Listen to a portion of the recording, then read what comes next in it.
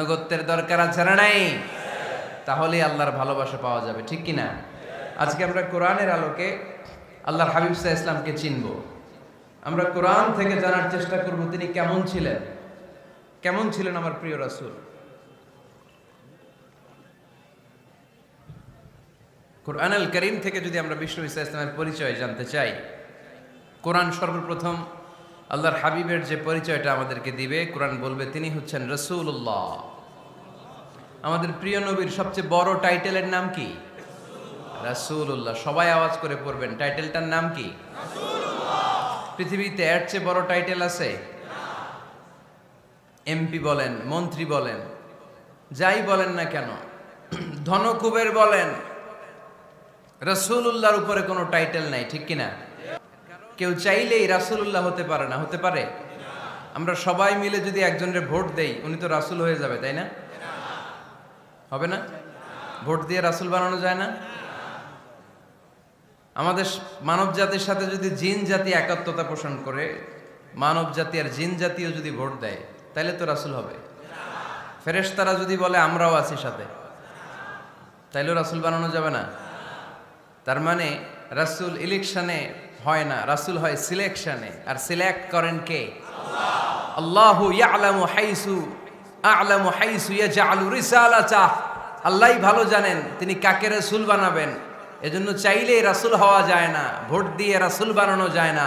রাসূল সিলেক্ট করেন একজন, চিল্লায় বলেন তিনি কে? আল্লাহ।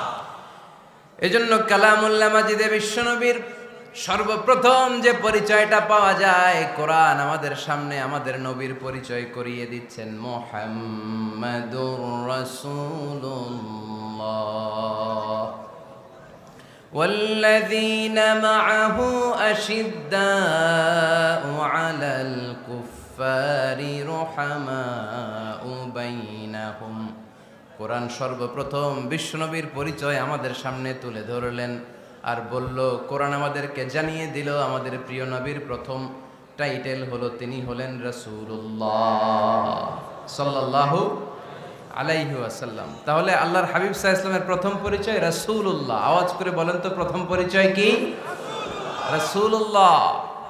তিনি আল্লাহর বার্তাবাহক, আল্লাহ তাআলার পক্ষ থেকে বাণীবাহকের কাজ তিনি করেন।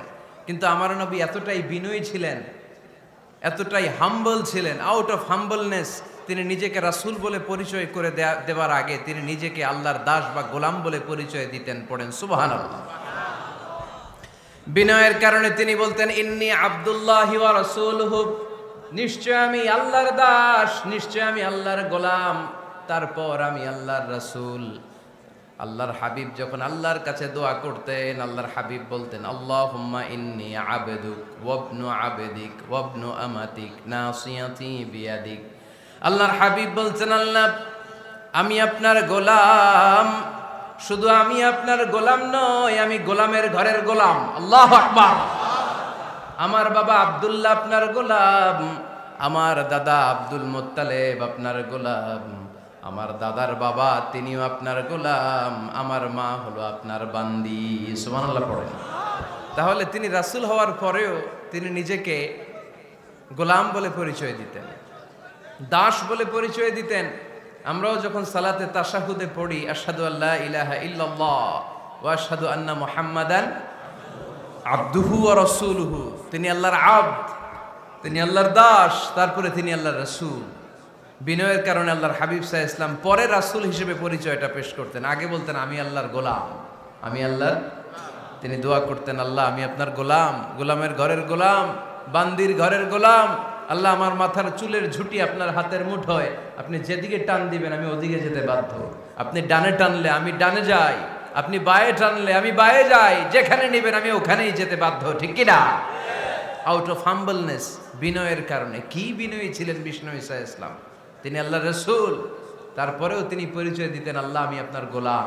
আওয়াজ করে পড়েন সুবহানাল্লাহ। তাহলে প্রথম যে পরিচয় কোরআন আমাদেরকে দিল সেটা হচ্ছে আমাদের প্রিয় নবী ছিলেন রাসূলুল্লাহ। আওয়াজ করে বলেন পরিচয়টা কি? রাসূলুল্লাহ। এর চেয়ে বড় পরিচয় হতে পারে? হতে পারে?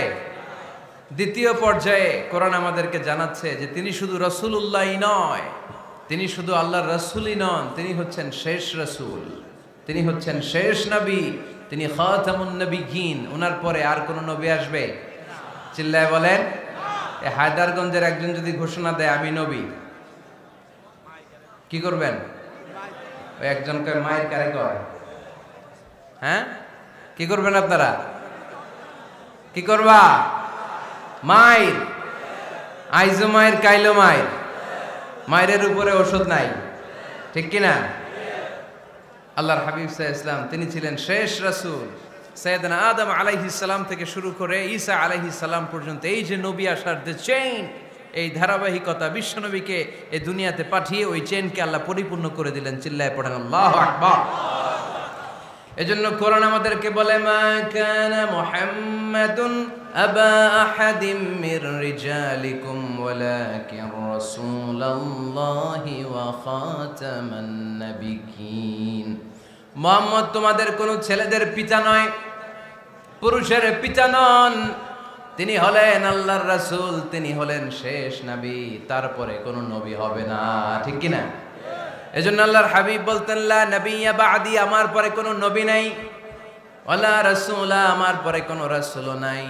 তবে লাউ কানা বা'দি নবিয়্যুন লাকানা উমর, তবে আমার পরে যদি নবী হওয়ার যোগ্যতা কারো মধ্যে থাকে, আমার কলিজার টুকরা সাহাবা ওমরের সেই যোগ্যতা আছে। প্রভু তুমি বলেছ রাসূল দেবে না, বলনি দেবে না ওমর, বলনি দেবে না হামজা তারি, খালিদ বিজয় সমর। প্রভু তুমি বলেছ রাসূল দেবে না, বলনি দেবে না ওমর, বলনি দেবে না হামজা তারি, খালিদ বিজয় সমর। প্রভু তুমি বলেছ রাসূল দেবে না, ঠিক কি না? আল্লাহর হাবিব বললেন, আমার পরে কোনো নবী নাই, আমার পরে কোনো রাসূল নাই, তবে আমার পরে যদি নবী হওয়ার যোগ্যতা কারো থাকে, ওমরের সেই যোগ্যতা আছে। সুবহানাল্লাহ পড়েন। আল্লাহর হাবিব সাল্লাল্লাহু আলাইহি ওয়াসাল্লামের জামানায় এক লোক নবুয়তি দাবি করেছিল, ওর নাম ছিল মুসাইলামা। নাম কি ছিল? নাম শুনছেন না আপনারা? এসে নবুয়তির দাবি করে বলে, ইয়া মুহাম্মদ আন-নবুওয়াতু নিসফুন লাকা ওয়া নিসফুন লি, নবুয়ত তোমার অর্ধেক আমার অর্ধেক, আমার অর্ধেকটা আমারে বুঝায় দাও। নাউজুবিল্লাহ পড়বেন না? আল্লাহর হাবিব বললেন, কি নাম তোর? এই বেয়াদবটা বলল, আমার নাম মুসাইলামা। আল্লাহর হাবিব বললেন, আজ থেকে তুই শুধু মুসাইলামা নয়, আজ থেকে তুই মুসাইলামাতুল কাযযাব, মিথ্যাবাদী ভণ্ড মুসাইলামা, ঠিক কি না? এই বেয়াদবটা বিশ্বনবীকে কপি করত। আমার নবী যেমন যেমন করতেন ও তেমন তেমন করত। আল্লাহর হাবিব সাল্লাল্লাহু আলাইহি ওয়াসাল্লাম মদিনার নবজাতক শিশুদের মাথায় হাত বুলিয়ে দিলে বাচ্চাদের মাথার চুল বড় হয়ে যেত। এই বেয়াদবটাও কপি করে, অনুকরণ করে তার এলাকায় নবজাতক বাচ্চাদের মাথায় হাত বুলিয়ে দিত। কিন্তু চুল বড় হওয়া তো দূরের কথা, যেই বাচ্চার মাথার তালুর মধ্যে এই বেয়াদবের হাত লাগছে, ওই বাচ্চাগুলোর মাথা আজীবন ছিল টাক মাথা, কোনো চুলই গজায় নাই। আল্লাহর হাবিব সাল্লাল্লাহু আলাইহি ওয়াসাল্লাম লোনা পানির কুয়ার ভেতরে কুলি করে ফেলে দিলে ওই কুয়ার পানি মিঠা পানির কুয়ায় পরিণত হয়ে যেত। আর এই বেয়াদব মিঠা পানির কুয়ার মধ্যে কুলি ফেললে ওটা লোনা পানির কুয়া হয়ে যেত। আল্লাহর হাবিব সাল্লাল্লাহু আলাইহি ওয়াসাল্লাম দোয়া পড়ে গাছের মধ্যে ফু দিলে গাছের ফলনে বাম্পার ফলন হতো। আর এই বেয়াদব কোন গাছের মধ্যে ধরলে মুহূর্তের মধ্যে ওই গাছ মরে যেত। তার মানে নবীর সাথে বেয়াদবি করেছে, ঠিক কিনা? আল্লাহর হাবিব সাল্লাল্লাহু আলাইহি ওয়াসাল্লামের পরে আর কোন নবী আছে? মির্জা গোলাম আহমদ কাদিয়ানী নাম শুনছেন? শোনেন নাই? কে কে হাত তোলেন তো। সবাই শুনছেন? এই বেয়াদবটাও কাদিয়ান এলাকার লোক, সেও নবুয়তির দাবি করেছিল, কিন্তু তার পরিণাম ভালো হয় নাই, ঠিক কিনা? নবীরা পবিত্র, নবীরা যেই জায়গাটায় মারা যায় ওই জায়গাটাও পবিত্র, কিন্তু এই বেয়াদবটা মারা গেছে টয়লেটের ভেতরে। টয়লেটের টাঙ্কি ভেঙে পায়খানার গোডাউনের ভেতরে পড়ছে। পায়খানা খাইতে খাইতে পেটটা হয়ে গেছে এত বড়, মেথর এনে শিকল দিয়ে বেঁধে টেনে হিচড়ে একে উপরে ওঠানো লাগছে। এগুলো প্রমাণ করে আল্লাহর হাবিব সাল্লাল্লাহু আলাইহি ওয়াসাল্লামের পরে কেউ যদি নবুয়তির দাবি করে তার পরিণাম ভালো হয় না। চিল্লায় বলেন ঠিক কিনা? এজন্য সহিহ মুসলিমের বর্ণনা, আল্লাহর নবী বললেন,